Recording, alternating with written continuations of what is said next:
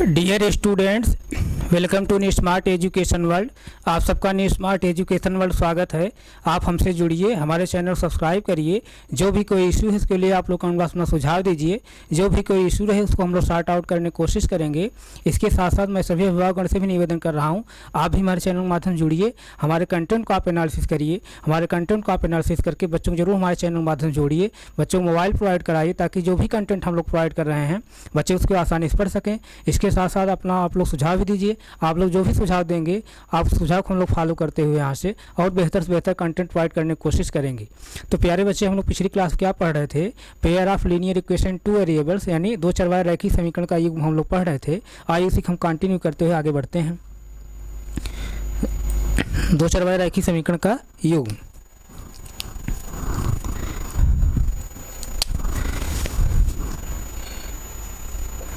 दो चरवाले रैखिक, इसी को हम लोग क्या कहते हैं? रेखी भी कहते हैं। रेखीय समीकरण का युग्म,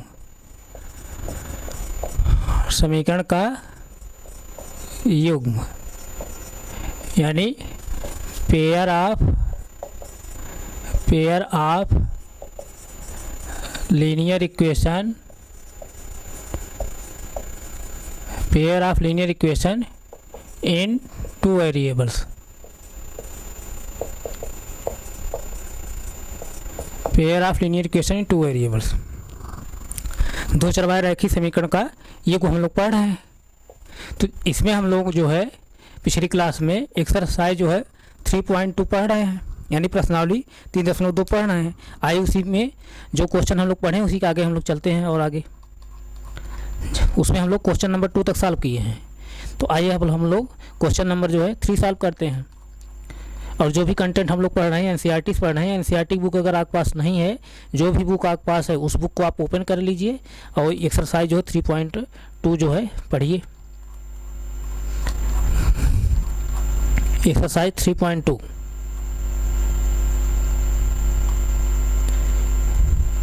यही है एक्सरसाइज 3.2। एक्सरसाइज जो है 3.2 यही है, प्रश्नावली 3.2 यही है। और जो भी कंटेंट हम लोग पढ़ रहे हैं, जो भी कंटेंट पढ़ रहे हैं एनसीईआरटी बुक्स पढ़ रहे हैं। अगर एनसीईआरटी बुक आपके पास नहीं है, जो भी बुक आपके पास है, यूपी बोर्ड बुक है और कोई बुक है, मनोहर रेख बुक है, जो भी बुक आपके पास है उस बुक को आप जो है ओपन करके उस कंटेंट पढ़िए। तो आइए हम लोग जो है इसमें जो है क्वेश्चन नंबर हम लोग 2 तक सॉल्व कर लिए हैं। क्वेश्चन नंबर 2 तक सॉल्व कर लिए हैं। अब क्वेश्चन नंबर हम लोग 3 सॉल्व करेंगे। तो क्वेश्चन नंबर 3 आइए देखिए। क्वेश्चन नंबर 3, क्वेश्चन नंबर 3 क्या कह रहा है? अनुपातों A1/A2, B1/B2 और C1/C2 की तुलना कर ज्ञात कीजिए कि निम्न रैखिक समीकरणों के युग्म संगत हैं या असंगत हैं।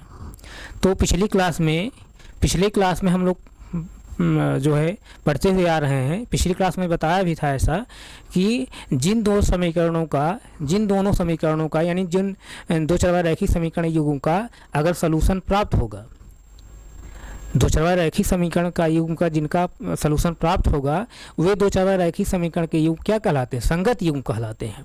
और जिन दो चरवाहे रैखिक समीकरण के युग्म का कोई सलूशन हमको नहीं प्राप्त होगा, वो दोनों युग्म क्या कहलाते हैं? यानी वो दो चरवाहे रैखिक समीकरण के युग्म क्या कहलाते हैं? असंगत युग्म।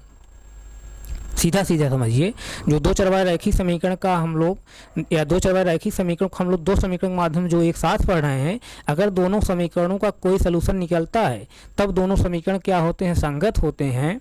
अगर दोनों समीकरणों का कोई सलूशन नहीं निकलता है तब वो दोनों समीकरण क्या होते हैं? असंगत होते हैं। यही है। तो संगत कब हो, सलूशन कब निकलेगा? सलूशन कब निकलेगा? जब दोनों जब सलूशन कब निकलेगा यानी हल कब प्राप्त होगा? जब दोनों समीकरणों के माध्यम से हम लोग ग्राफ बनाते हैं। जब दोनों समीकरणों के माध्यम से हम लोग ग्राफ बनाते हैं तो ग्राफ हम लोग देखते हैं कि दोनों समीकरणों के माध्यम जो दोनों रेखाएं हमको प्राप्त होती हैं, दोनों रेखाएं जो प्राप्त होती हैं एक दूसरे को इंटरसेक्ट करती हैं। जब दोनों रेखाएं एक दूसरे को इंटरसेक्ट करती हैं उस कंडीशन में जो है हमको जो है एक अद्वितीय हल प्राप्त होता है। यानी दो समीकरणों के माध्यम जब हम लोग ग्राफ ड्रा करते हैं, जब ग्राफ ड्रा करते हैं तो दोनों समीकरणों के माध्यम जब दोनों समीकरणों के माध्यम जो दोनों हमको लाइनें मिलती हैं, जब दोनों लाइनें एक दूसरे के इंटरसेक्ट करती हैं, प्रतिच्छेदित करती हैं, उस प्रतिच्छेदन बिंदु पर यानी उस इंटरसेक्ट पॉइंट पर हमको जो कोऑर्डिनेट प्राप्त होता है, जो कॉमन कोऑर्डिनेट प्राप्त होता है, यानी उभयनिष्ठ जो निर्देशांक प्राप्त होता है, वही उभयनिष्ठ निर्देशांक क्या होता है, वो उन दोनों समीकरणों क्या होता है, सलूशन होता है, हल होता है। उस कंडीशन में दोनों समीकरणों को हमको एक हल प्राप्त होगा, सिर्फ एक अद्वितीय हल प्राप्त होगा, अर्थात यूनिक सलूशन प्राप्त होगा। और जब दोनों समीकरणों के माध्यम जो दोनों रेखाएं हमको प्राप्त होती हैं, एक दूसरे का कोइंसिडेंट कर जाती हैं, एक दूसरे संपाती होती हैं, तब उस कंडीशन में जो है हमको जो है कई सलूशन प्राप्त होता है। क्यों कई सलूशन प्राप्त होता है? क्योंकि दोनों रेखाएं जो कोइंसिडेंट होंगी, संपाती होंगी, तो एक दूसरे जो है कई जगह जो इंटरसेक्ट करेंगे, कई जगह जब इंटरसेक्ट करेंगे तो हमको कई कोऑर्डिनेट प्राप्त होगा। जब कई कोऑर्डिनेट प्राप्त होगा तो उस कंडीशन में हमको दोनों समीकरणों के कई सलूशन प्राप्त होंगे, अनेक सलूशन प्राप्त होंगे, यहाँ तक कि अनंत हल प्राप्त होंगे, अर्थात इनफाइनाइट सलूशन प्राप्त होंगे। यहाँ तक किसी बच्चे को कोई डाउट नहीं? डाउट। इसी तरह जब दोनों समीकरणों के माध्यम से हम लोग जब ग्राफ बनाते हैं तो जो दोनों लाइनें हमको प्राप्त होती हैं, तीसरी कंडीशन क्या होता है कि दोनों लाइनें जो है एक दूसरे के पैरेलल होती हैं। जब दोनों लाइनें एक दूसरे के पैरेलल रहेंगी तो दोनों लाइनें जो है एक दूसरे कहीं इंटरसेक्ट करेंगी नहीं। जब एक दूसरे कहीं इंटरसेक्ट नहीं करेंगी तो हमको कोई कोऑर्डिनेट नहीं प्राप्त होगा। जब हमको कोई कोऑर्डिनेट नहीं प्राप्त होगा तो दोनों समीकरणों हमको कोई सलूशन नहीं प्राप्त होगा। और इसके साथ साथ हम लोग पिछली क्लास क्या पढ़ते हुए आ रहे हैं, दोनों रेखाएं कब जो है इंटरसेक्ट करती हैं, यानी दो चरवाहे रैखिक समीकरण के लिए दोनों रेखाएं कब इंटरसेक्ट करती हैं? जब दोनों चरवाहे रैखिक समीकरण का a1/a2 is not equal to होता है b1/b2 के, तब दोनों रेखाएं जो होती हैं इंटरसेक्ट करती हैं।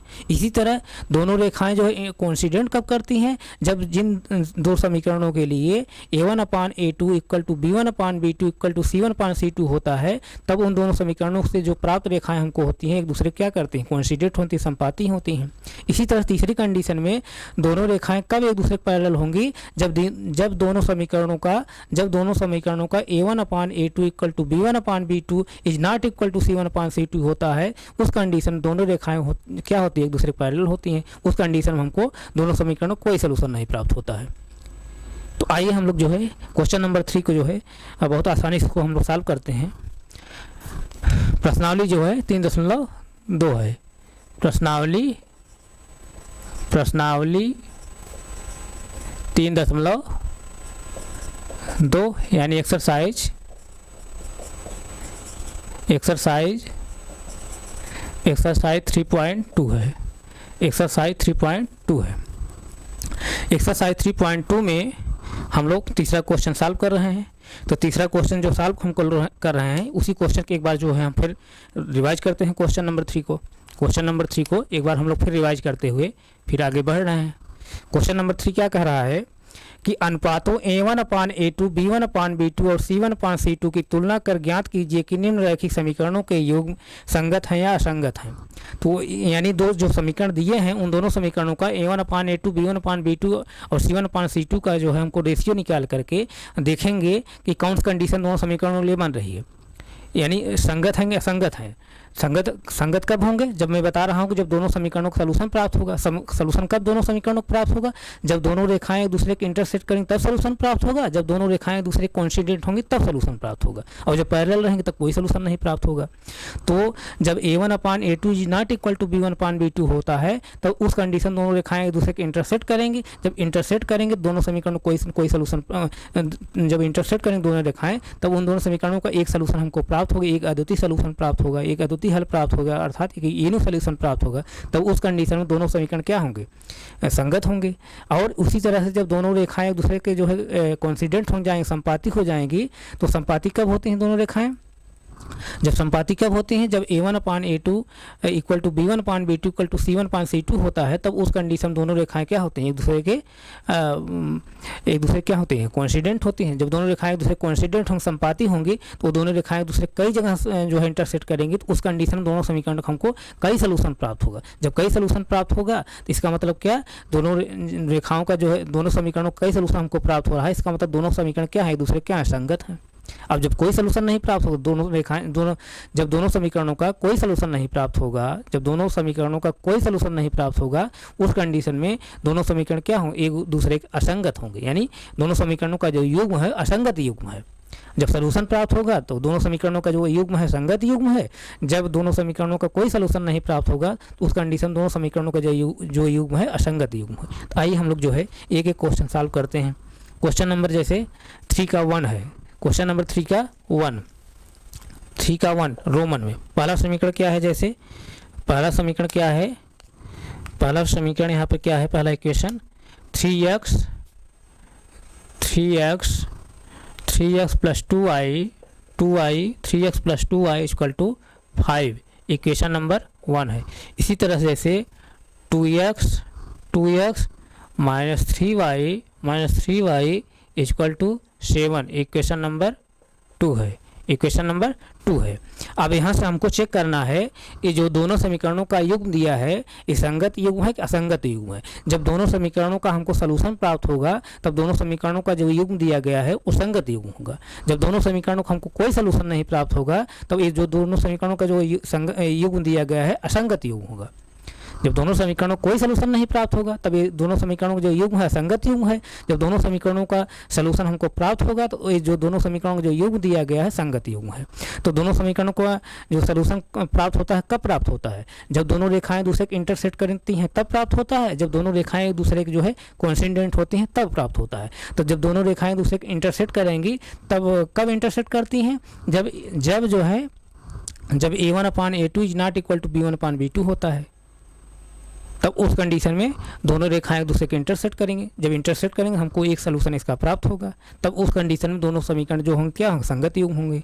उसी तरह से जब कोइंसिडेंट करेंगे तो कोइंसिडेंट कब करती हैं, जब a1/a2 equal to b1/b2 equal to c1/c2 होता है। उस कंडीशन में दोनों समीकरण जो होंगे, दोनों समीकरणों के माध्यम जो दोनों रेखाएं हमको प्राप्त होंगी कोइंसिडेंट होंगी यानी संपाती होंगी। उस कंडीशन में दोनों रेखाएं दूसरे कई जगह इंटरसेक्ट करेंगे, कई जगह जब इंटरसेक्ट करेंगे हमको कई कोऑर्डिनेट प्राप्त होंगे, कई कॉमन कोऑर्डिनेट प्राप्त होंगे। जो सभी कॉमन कोऑर्डिनेट होंगे वो क्या होंगे, समीकरण नंबर 1 समीकरण नंबर 2 के जो है सलूशन होंगे। तो उस कंडीशन में दोनों समीकरणों को हमको कई सलूशन प्राप्त होता है, कई हल प्राप्त होता है, अनंत हल प्राप्त होता है।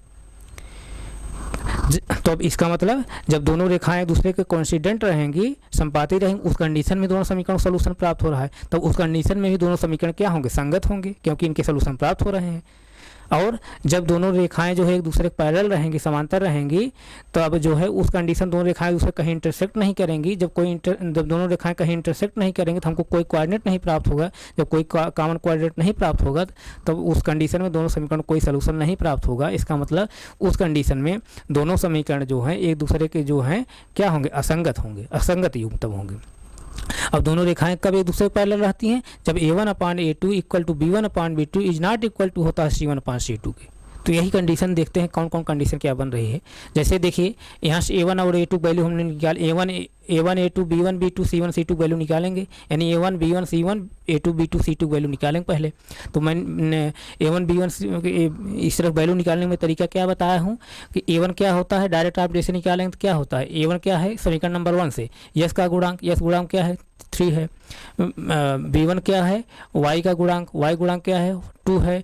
और जैसे देखिए अब इस समीकरण को पहले आप जो है इस दोनों समीकरणों को पहले आप जो है ax plus by plus c equal to 0 form रख दीजिए, यानी दो चरवाहा रैखिक समीकरण के स्टैंडर्ड इक्वेशन में, यानी लीनियर इक्वेशन 2 वेरिएबल के स्टैंडर्ड इक्वेशन फॉर्म पहले आप कन्वर्ट करिए उसको।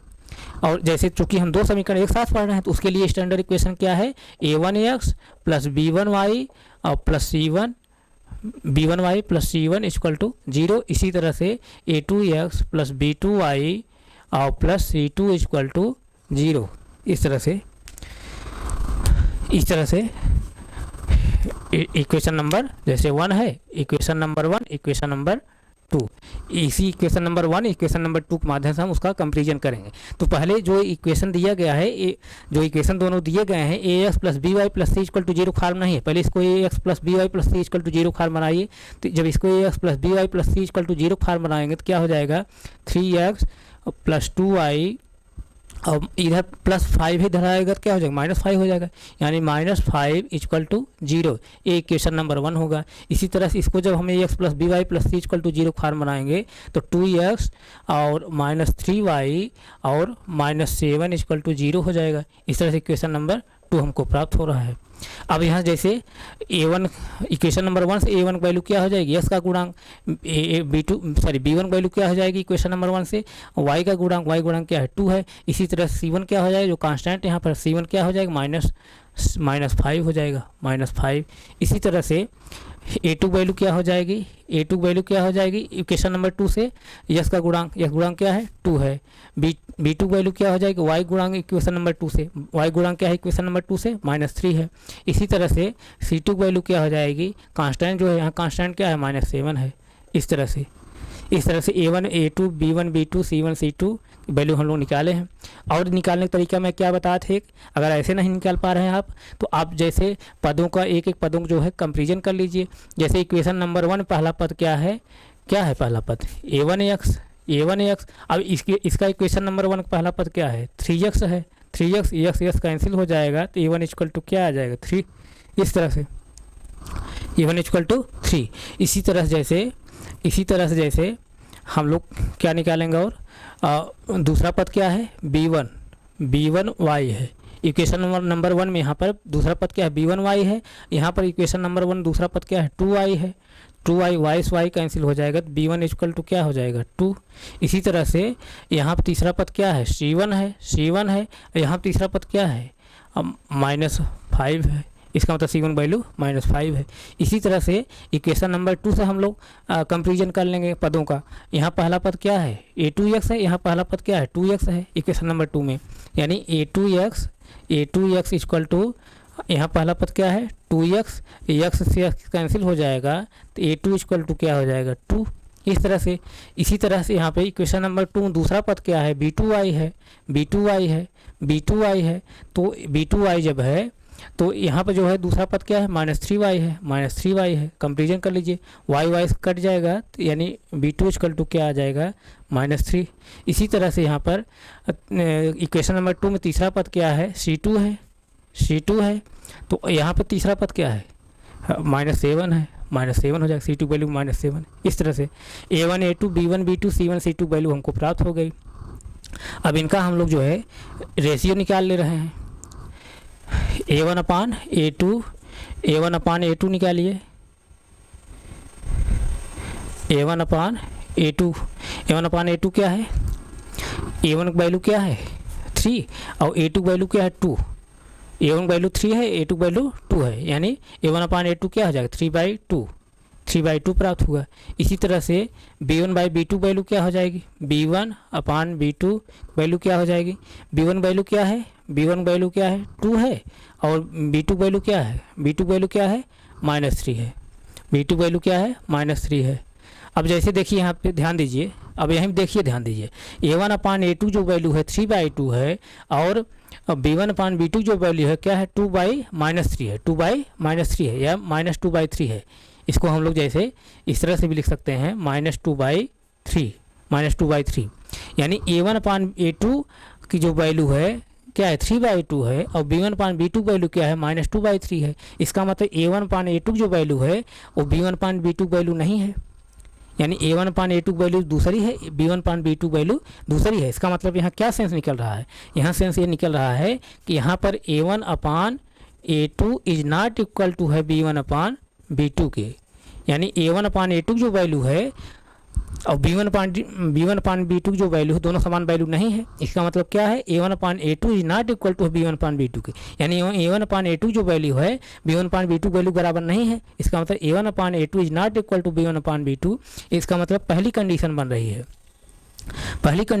जब a1 upon a2 is not equal to b1 upon b2 होता है, उस कंडीशन में इन दोनों समीकरणों से जो प्राप्त रेखाएं हमको होती हैं एक दूसरे क्या करती हैं इंटरसेक्ट करती हैं। जब दोनों रेखाएं इंटरसेक्ट करेंगी तो उस कंडीशन में हमको जो है जो जहाँ इंटरसेक्ट दोनों रेखाएं करेंगी, चूँकि दोनों रेखाएं एक ही जगह पे इंटरसेक्ट करेंगी, जहाँ इंटरसेक्ट करेंगी वहाँ पर हमको जो कोऑर्डिनेट प्राप्त होगा वो कॉमन कोऑर्डिनेट होता है, यानी उभयनिष्ठ निर्देशांक होता है। वही उभयनिष्ठ निर्देशांक क्या होता है, उन दोनों समीकरणों का सलूशन होता है। इस कंडीशन में इन दोनों समीकरणों का जो है एक हल प्राप्त होता है, अर्थात एक अद्वितीय हल प्राप्त होता है, अर्थात यूनिक सलूशन प्राप्त होता है। तो इस कंडीशन में इन दोनों समीकरणों का सलूशन हमको मिल रहा है। जब दोनों समीकरणों का सलूशन मिल रहा है तो इसका मतलब मतलब जो दोनों समीकरणों का जो युग्म है ये क्या है, संगत युग्म है। अगर सलूशन नहीं प्राप्त होता तब संगत युग्म नहीं होता, बल्कि तब क्या होता, असंगत युग्म होता। लेकिन हमको सलूशन अब मिल रहा है, तो इसका मतलब इन दोनों समीकरणों का जो युग्म है संगत युग्म है।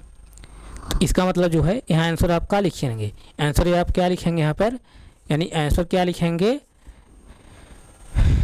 आंसर लिखेंगे संगत युग्म है। संगत युग्म, असंगत युग्म बताना है ना, तो कौन युग्म है, संगत युग्म है, संगत युग्म है, यही लिखना है, संगत युग्म है। आप इसको नोट करिए, नोट करिए, इसको तुरंत नोट करिए।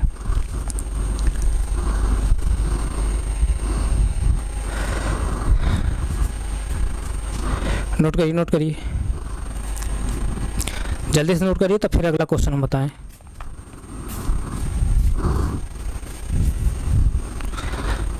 नोट करिए।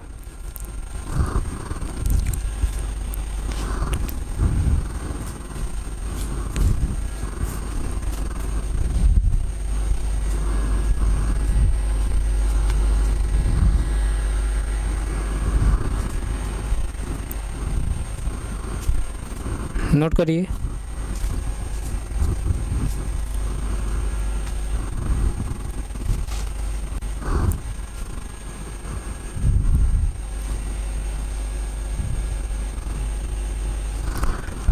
नोट हो गया, नोट हो गया। आइए हम लोग जो है दूसरा क्वेश्चन सॉल्व करते हैं। नोट हो गया कि नहीं, नहीं नोट कर पा रहे स्क्रीनशॉट लीजिए, मैं बगल में स्क्रीनशॉट लीजिए, तुरंत स्क्रीनशॉट लीजिए, स्क्रीनशॉट ले लिए, लीजिए स्क्रीनशॉट। तो आइए आइए अब हम लोग equation number sorry question number जो है 3 का जो है दूसरा क्वेश्चन हम पढ़ें। Equation number sorry question number 2 का दूसरा क्वेश्चन। दूसरा क्वेश्चन क्या है उसको हम लोग देख लेते हैं। अब इसको मैं मिटा दे रहा हूँ।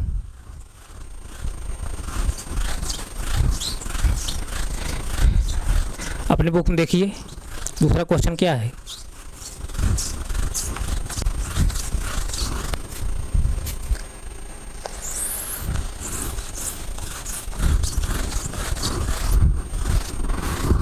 दूसरा क्वेश्चन क्या है, जैसे इसका दूसरा क्वेश्चन क्या है, इक्वेशन सॉरी क्वेश्चन नंबर 2 का दूसरा क्वेश्चन। दूसरा क्वेश्चन क्या है यहाँ पर, क्वेश्चन नंबर 3 का जो है दूसरा क्वेश्चन। दूसरा क्वेश्चन क्या है यहाँ पर, 2x यानी पहला जो इक्वेशन दिया है 2x minus 3y equal to क्या 8 है, इस तरह से दिया है। अब इसको पहले हम ax plus B Y plus C equal to 0 form बदल देंगे, तो यानी इसका मतलब क्या हो जाएगा, तब ये जो 8 है यहाँ पर इसको हम इधर ले आएंगे, यानी इधर 0 रहना चाहिए, राइट साइड 0 रहना चाहिए। ये पिछली क्लास में बताते हुए आया हूँ। ax plus B Y plus C equal to 0 form कैसे हम बदलेंगे, पिछले क्लास में बताते हुए आ रहा हूँ। यानी यहाँ पर राइट साइड 0 रहना चाहिए, इधर वाली जो वैल्यू है उसको उधर ले जाएंगे तो क्या हो जाएगा, ट्रांसपोज कर रहे हैं, पक्षांतर कर रहे हैं, तो प्लस रहेगा तो माइनस हो जाएगा, माइनस रहेगा प्लस हो जाएगा। तो यानी यहाँ पर क्या हो जाएगा 2x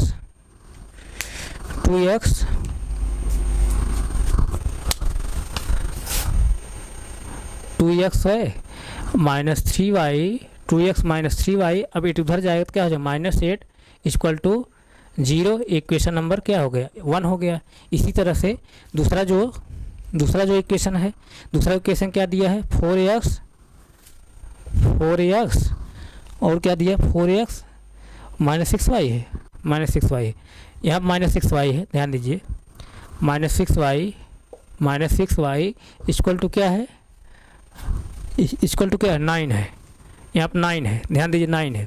अब इसको भी ax plus B Y plus C equal to 0 form बनाएंगे, ax plus B Y plus C equal to 0 form बनाएंगे तो क्या हो जाएगा 4x minus 6y।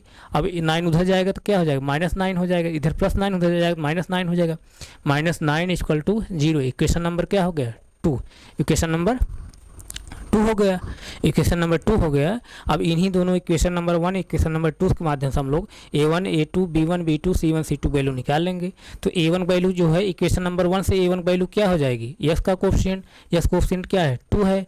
B1 value क्या हो जाएगी इक्वेशन नंबर 1 से y कोफिशिएंट क्या है -3 है। इसी तरह से C1 क्या हो जाएगा, कांस्टेंट जो है, कांस्टेंट क्या है -8 है। इसी तरह से A2 वैल्यू जो है इक्वेशन नंबर 2 क्या हो जाएगी, यस का कोफिशिएंट, यस कोफिशिएंट क्या है यहाँ पर 4 है। इसी तरह से B2 वैल्यू क्या हो जाएगी इक्वेशन नंबर 2 से y कोफिशिएंट क्या है -6 है यहाँ पर। इसी तरह C2 वैल्यू क्या हो जाएगी -9 हो जाएगी जो कांस्टेंट है। इस तरह से A1 A2 B1 B2 C1 C2 value हमको प्राप्त हो गई। अब आप जो है इसके माध्यम से निकाल सकते हैं पदों को, जो है पदों को कंपेरिजन करके, जैसे ऐसे भी मैं बता दे रहा हूँ, देख लीजिए इसको भी। जैसे इक्वेशन नंबर 1 का यहाँ पर पहला पद क्या है, A1x है ना, A1x है। तो अब इसका इक्वेशन नंबर को, इस समीकरण का इक्वेशन नंबर 1 का यानी जो समीकरण दिए गए हैं आप क्वेश्चन में, उसमें इक्वेशन नंबर 1 का जो पहला पद क्या है 2x है। 2x x कैंसिल हो जाएगा तो A1 इक्वल टू क्या प्राप्त हुआ 2। इसी तरह से इस इक्वेशन का जो है दूसरा पद क्या है B1y है, B1y। अब इसका जो है दूसरा पद क्या है -3y, y कैंसिल हो जाएगा तो B1 इक्वल टू क्या हो जाएगा -3। इसी तरह से इसका तीसरा पद क्या है C1 है, उसका तीसरा पद क्या है -8 है।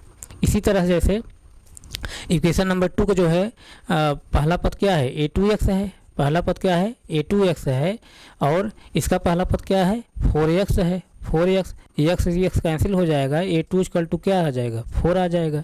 इसी तरह से जैसे B2 मतलब इसका दूसरा पद क्या है, इक्वेशन नंबर 2 का दूसरा पद क्या है B2y है। अब इसका जो दूसरा पद क्या है, दूसरा पद क्या है और -6y है, -6y है, -6y है, -6y है ना। जैसे यहाँ आप लिख लीजिए आप ना, जैसे इक्वेशन नंबर 2 का जो है पहला पद क्या है A2 है, A2x। इक्वेशन नंबर 2 पहला पद क्या है 4x, x कैंसिल हो जाए तो A2 इक्वल टू क्या प्राप्त हुआ 4। इसी तरह से इसका दूसरा पद क्या है B2y है, B2y। अब इसका दूसरा पद क्या है -6y है, -6y, y से y कैंसिल हो जाएगा तो B2 इक्वल टू क्या प्राप्त होगा -6। इसी तरह से इसका तीसरा पद क्या है C2 है, और इसका तीसरा पद क्या है -9 है, -9। इस तरह से A1 A2 B1 B2 C1 C2 value प्राप्त हो गई। अब हम लोग जो है A1 A2 B1 B2 C1 C2 का हम लोग जो है रेशियो निकालेंगे। आइए हम लोग देखते हैं। A1/A2 जैसे क्या होगा यहाँ पर A1/A2, A1 क्या है, A1 क्या है 2 और A2 क्या है 4 है, यानी A1/A2, A1 क्या है 2 है और A2 वैल्यू क्या है 4 है, 4। इसको जो सिंपलीफाई करेंगे तो क्या हो जाएगा 2 1 जा 2 2 2 जा 4, यानी A1/A2 जो प्राप्त हुआ हमको क्या प्राप्त हुआ 1/2, 2 1 जा 2 2 2 जा 4, यानी 1/2 आ गया।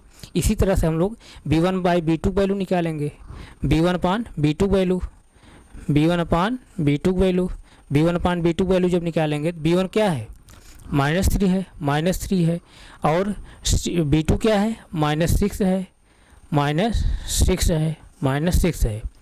ऊपर जो है ऊपर माइनस है, नीचे भी माइनस कैंसिल हो जाएगा, यानी ऊपर माइनस है नीचे माइनस कैंसिल हो गया। अब इसको सिंपलीफाई आप कर दीजिए, 3 1 जा 3, 3 2 जा 6, यानी 1/2 आ जाएगा। यानी B1/B2 भी जो आ गया क्या आ गया 1/2 आ गया। इसी तरह से हम लोग जो है C1/C2 निकाल लेंगे, C1/C2 भी निकाल लेंगे। C1/C2 जब निकालेंगे तो C1/C2 जब निकालेंगे तो क्या होगा C1/C2 जब निकालेंगे, C1 वैल्यू क्या है -8 है, -8, और C2 वैल्यू क्या है -9 है। ऊपर माइनस नीचे माइनस कैंसिल हो जाएगा। इसका मतलब क्या प्राप्त हुआ C1 C2 क्या प्राप्त हुआ 8/9। 8/9। एक मिनट में देख लूँ आप लोग दिख रहा है कि नहीं, मैं थोड़ा देख लूँ आप लोग दिख रहा है, हाँ दिख तो रहा है। 8/9 आ गया ना, C1/C2 8/9 आ गया, C1/C2 8/9 आ गया। तो अब यहाँ जैसे देखिए ध्यान दीजिए, A1/A2 क्या है 1/2 है, A1/A2 क्या है 1/2 है, और B1/B2 भी क्या है 1/2 है। देखिए यहाँ पर सिंप्लीफाई करने के बाद क्या रहा 1/2 आ रहा है ना, यानी A1/A2 1/2 आया है और B1/B2 भी 1/2 आया है, लेकिन C1/C2 है क्या है 8/9 आया है। यानी A1/A2 और B1/B2 दोनों तो सेम वैल्यू है, नहीं A1/A2 बराबर B1/B2 है, लेकिन C1/C2 जो है क्या है दूसरी वैल्यू प्राप्त हुई है। इसका मतलब हमको यहाँ क्या प्राप्त हो रहा है, इसका मतलब हमको यहाँ क्या प्राप्त हो रहा है, यानी A1/A2 equal to B1/B2 is not equal to है क्या C1/C2। चाहे आप वैल्यू रख दीजिए, A1/A2 वैल्यू जैसे देखिए क्या है 1/2 है, B1/B2 वैल्यू भी क्या है 1/2 है, लेकिन C1/C2 जो है बराबर नहीं है। C1/C2 क्या है 8/9, यानी A1/A2 इक्वल है A1/A2 इक्वल टू B1/B2 है, लेकिन but not equal to C1/C2, यानी A1/A2 equal to B1/B2 is not equal to C1/C2। A1/A2 equal to B1/B2 is not equal to B1/C2, sorry is not equal to C1/C2। A1/A2 equal to B1/B2 is not equal to C1/C2, यानी A1/A2 और जो value है वो B1/B2 value बराबर है, लेकिन C1/C2 जो है दोनों बराबर नहीं है, अर्थात A1/A2 is equal to B1/B2 is not equal to C1/C2 है। तो जब इस कंडीशन क्या होती है, दोनों रेखाएं एक दूसरे क्या होती हैं पैरेलल होती हैं, दोनों रेखाएं क्या होती हैं एक दूसरे पैरेलल होती हैं। जब A1/A2 equal to B1/B2 is not equal to C1/C2 होता है, मैं पिछली क्लास से बताते हुए आ रहा हूँ, इस कंडीशन में जो है दोनों रेखाएं क्या प्राप्त होती हैं पैरेलल प्राप्त होती हैं। यानी हम लोग पिछली क्लास पढ़ते हुए आ रहे हैं, पिछली क्लास से ही पढ़ते हुए आ रहे हैं, जब दोनों समीकरणों के माध्यम से हम लोग ग्राफ बनाते हैं, चूँकि दो समीकरण है तो दो हमको लाइनें भी प्राप्त होंगी, दो रेखाएं भी प्राप्त होंगी। जब दोनों रेखाओं को हम लोग किसी एक ही समतल पढ़ेंगे तो वहाँ पर तीन कंडीशन बनती है। पहली कंडीशन ये बनती है या तो दोनों रेखाएं एक दूसरे को इंटरसेक्ट करेंगी, तो दोनों रेखाएं कब इंटरसेक्ट करती हैं, उन्हीं समीकरणों के लिए दोनों रेखाएं इंटरसेक्ट करती हैं जिनका A1/A2 is not equal to B1/B2 होता है। तो उस कंडीशन में जब दोनों रेखाएं दूसरे को इंटरसेक्ट करती हैं, उस कंडीशन में दोनों समीकरणों को हमको एक अद्वितीय हल प्राप्त होता है। और दूसरी कंडीशन ये बनती है, दोनों समीकरणों के माध्यम जो दोनों रेखाएं हमको प्राप्त होती हैं वो दोनों रेखाएं एक दूसरे कोइंसिडेंट होती हैं, संपाती होती हैं। तो दोनों समीकरणों के माध्यम से दोनों रेखाएं संपाती कब होती हैं, जब उन दोनों समीकरणों का A1/A2 equal to B1/B2 equal to C1/C2 होता है। तब उस कंडीशन में दोनों समीकरणों के माध्यम जो दोनों रेखाएं प्राप्त होती हैं एक दूसरे के कोइंसिडेंट होती हैं, संपाती होती हैं। संपाती होने का मतलब कि दोनों रेखाएं एक ही रेखा में चलती हैं, इसका मतलब दोनों रेखाएं जो है कई जगह इंटरसेक्ट करेंगी। जब कई जगह इंटरसेक्ट करेंगे तो हमको कई कोऑर्डिनेट प्राप्त होंगे, कई कॉमन कोऑर्डिनेट प्राप्त होंगे। वो सभी कॉमन कोऑर्डिनेट जो होंगे equation number 1 equation number 2 solution होंगे। उस कंडीशन में दोनों इक्वेशन का हमको जो है कई सोल्यूशन प्राप्त होते हैं, अर्थात अनेक हल प्राप्त होते हैं, अर्थात अनंत हल प्राप्त होते हैं, अर्थात इनफाइनाइट सोल्यूशन प्राप्त होते हैं। इसी तरह तीसरी कंडीशन जो है बनती है क्या, दोनों समीकरण के माध्यम जो दोनों रेखाएं हमको प्राप्त होती हैं वो तीसरी कंडीशन होती हैं दोनों रेखाएं एक दूसरे क्या होती हैं पैरेलल होती हैं। पैरेलल कब होती हैं दोनों रेखाएं, किन समीकरणों के पैरेलल होती हैं, जिन दोनों समीकरणों के लिए A1/A2 equal to B1/B2 is not equal to C1/C2 होता है। उन्हीं दोनों समीकरणों के लिए जो दोनों रेखाएं प्राप्त होती हैं एक दूसरे के पैरेलल होती हैं, अर्थात एक दूसरे समांतर होती हैं। जब दोनों रेखाएं एक दूसरे के समांतर होंगी तो एक दूसरे कहीं जो है इंटरसेक्ट नहीं करेंगी। जब कहीं इंटरसेक्ट नहीं करेंगी तो हमको कोई उभयनिष्ठ जो है निर्देशांक नहीं प्राप्त होगा, अर्थात कोई कॉमन हमको कोऑर्डिनेट नहीं प्राप्त होगा। जब कोई कॉमन कोऑर्डिनेट हमको प्राप्त ही नहीं होगा तो उस कंडीशन में इन दोनों समीकरणों को हमको कोई सोल्यूशन नहीं प्राप्त होगा। तो जिन दोनों समीकरणों का कोई सलूशन नहीं प्राप्त होता है वो दोनों समीकरणों का युग्म जो होता है असंगत युग्म कहलाता है। और जिन दोनों समीकरणों का जो है हमको सलूशन प्राप्त होता है उन दोनों समीकरणों का जो युग्म होता है संगत युग्म कहलाता है। तो यहाँ पर जो है यहाँ पर दोनों रेखाएं जो है एक दूसरे के जो है पैरेलल हैं, यहाँ पर दोनों रेखाएं जो हैं एक दूसरे के पैरेलल हैं। क्यों पैरेलल हैं? क्योंकि A1/A2 equal to B1/B2 is not equal to यहाँ पर C1/C2 है। इस कंडीशन में दोनों रेखाएं एक दूसरे के पैरेलल होती हैं। जब दोनों रेखाएं एक दूसरे के पैरेलल होंगी तो हमको जो है कोई कॉमन कोऑर्डिनेट नहीं प्राप्त होगा। क्यों नहीं होगा? क्योंकि दोनों रेखाएं एक दूसरे कहीं इंटरसेक्ट नहीं करेंगी। जब इंटरसेक्ट करेंगी नहीं तो कोई कॉमन कोऑर्डिनेट हमको प्राप्त नहीं होगा। जब कोई कॉमन कोऑर्डिनेट हमको प्राप्त नहीं होगा तो उस कंडीशन दोनों समीकरण कोई सलूशन हमको नहीं प्राप्त होगा। जब दोनों समीकरण हमको कोई सलूशन नहीं प्राप्त हो रहा है, इसका मतलब दोनों समीकरणों का जो युग्म है ये क्या है? असंगत युग्म है। इसका मतलब हमारा आंसर यहाँ क्या होगा? दोनों जो है समीकरण असंगत हैं। यानी आंसर क्या लिखेंगे आप बच्चे? आंसर लिखेंगे असंगत युग्म है, सॉरी असंगत,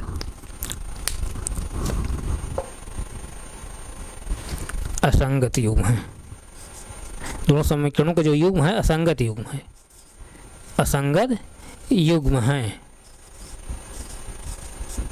युग्म है। यही आंसर है। इसको नोट करिए, तुरंत इसको नोट करिए, नोट करिए, नोट करिए।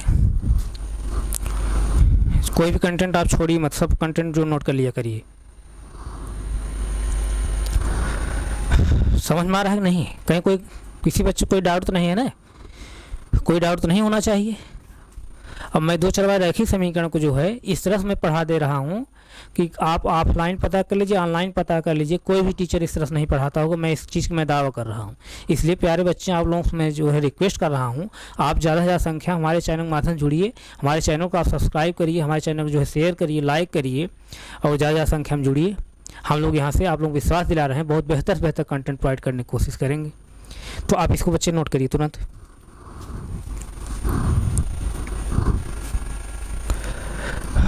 नोट करिए।